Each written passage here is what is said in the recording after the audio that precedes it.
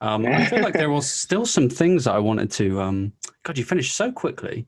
I wanted to talk to you about a couple more bits and pieces. One being you kind of touched upon going into schools and kind of teaching kids. Is this Mm. something you do on a sort of part-time basis?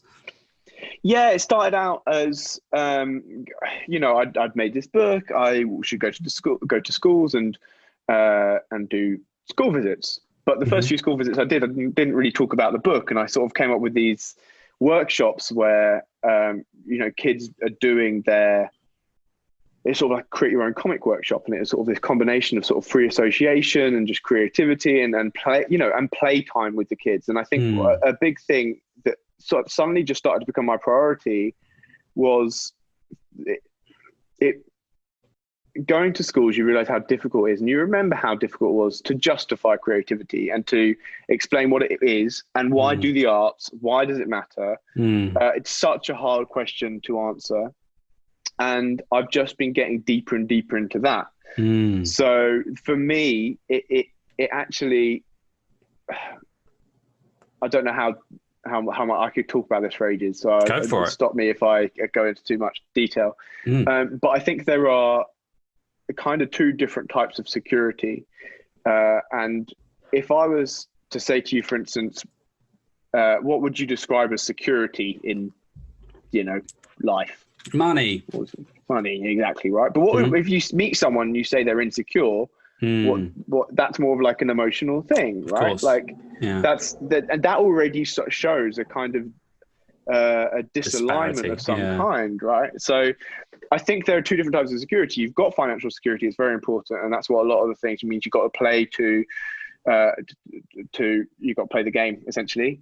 But I think also there's a degree of security that comes from having a sense of identity, and through knowing who you are, knowing that you can make yourself happy, that you understand yourself, that you have confidence in your own opinion, that you have a community around you. All of these Mm. things are things that are much more embedded in actually make someone a lot more secure, because those are things you can't take away from a person. They exist within you. They don't exist externally.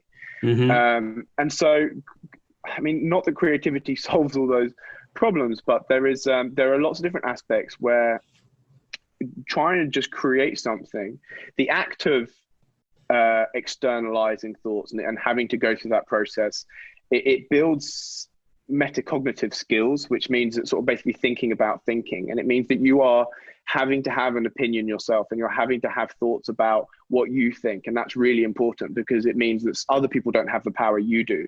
Suddenly it's Mm. important what I think. And that's what's so important about the best artists and the best people you see. What they're doing is that they're authentic. It's the people that aren't living up to some other standard. It's the people that have found their own path, that are doing their own thing. And that just Mm. creates an immense amount of satisfaction within a person. And I think that the problem with the current kind of, well, not the problem, but like the balance that's required in the current school system, is we have a heavy weight on the side of things other people know.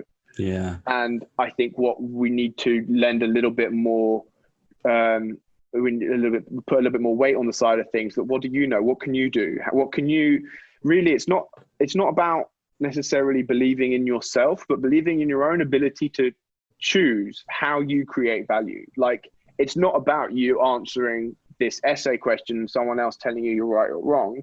It's about you actually, at the end of the day, we're all going to have to, whatever job you're in, you will reach a ceiling where if you actually want to contribute and you actually want to add worth, you are going to have to be creative. You're going to have the courage to put something out there, something new, something Mm. different. You will have need to have gone through that process. And it does take courage, and it's scary to do things like that.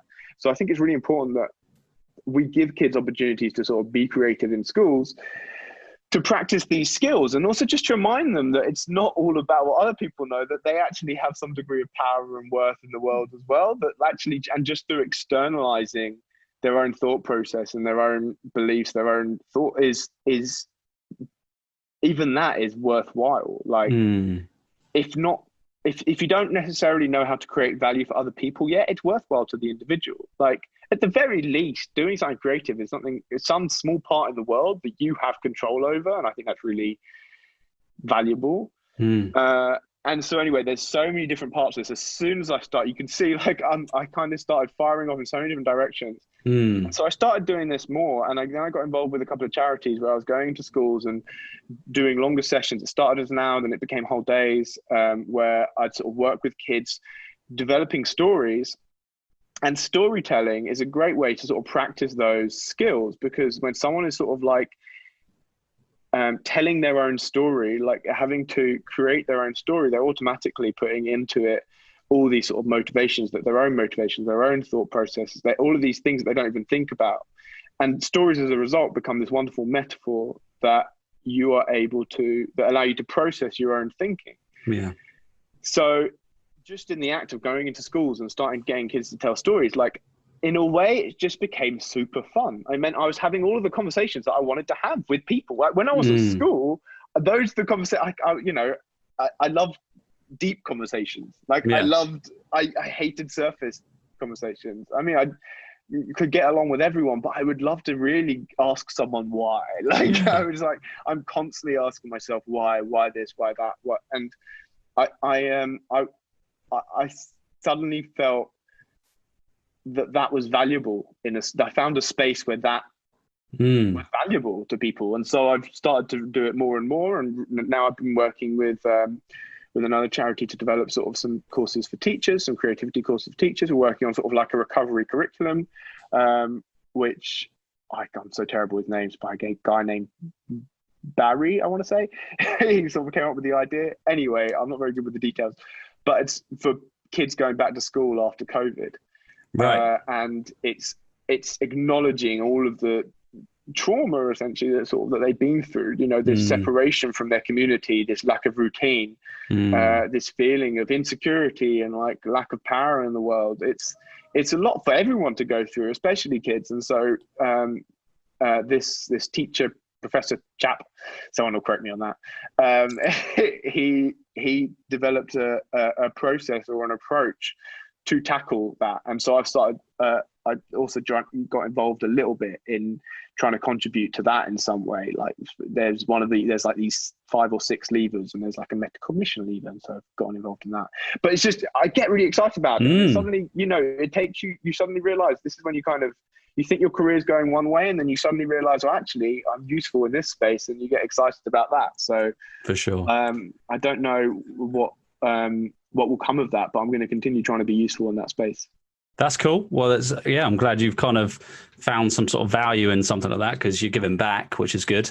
And teaching kids, I guess, a healthy, creative mindset, which God knows, I don't think a lot of people and a lot of institutions have.